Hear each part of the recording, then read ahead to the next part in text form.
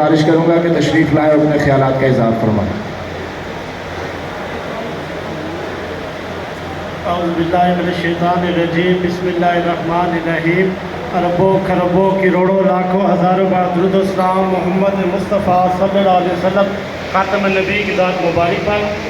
میں سب سے پہلے آپ لوگوں کو مبارکباد پیش کرتا ہوں کہ اس پرفتن دور میں آپ نے فلسطینی مسلمان بہن بھائیوں کے لیے الحمدللہ یہ ماحول بنایا اور جہاد کی بات کی۔ میں صرف 2 پوائنٹ پہ بات کروں گا، اس کے بعد سے اجازت چاہوں گا۔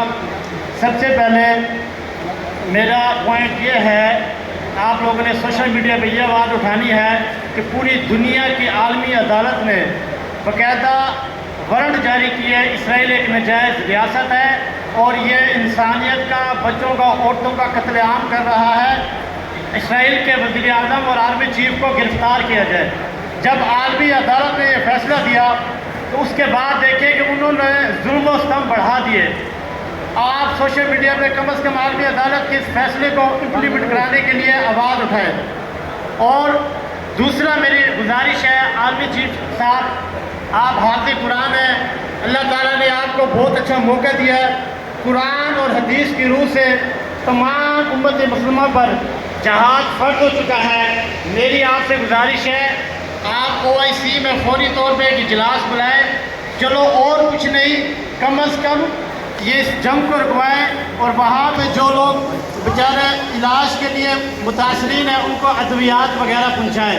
اور آخر میں آپ سے یہ گزارش کروں گا کہ ہم کہہ رہے ہیں کہ اسرائیلی مصنوعات کا بائیکاٹ کریں، اس کے ساتھ ساتھ میں گزارش کروں گا انڈیا کا جو مصنوعات ہے اس کی بائیکاٹ کریں، برطانیہ کی، فرانس کی، جو ملک اسرائیل کو اسلحہ اور فوج فراہم کر رہے ہیں، ہمیں گوگل سے ان تمام ملکوں کی مصنوعات نکال کر اس کے پاکستان میں بائیکاٹ کریں۔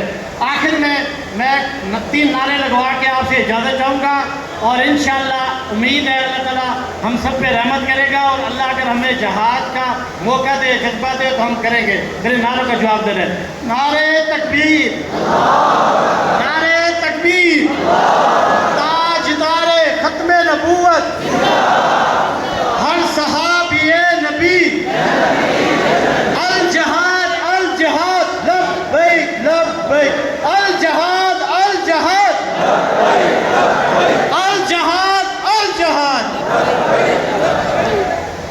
بلا تاخیر میں دعوت خطاب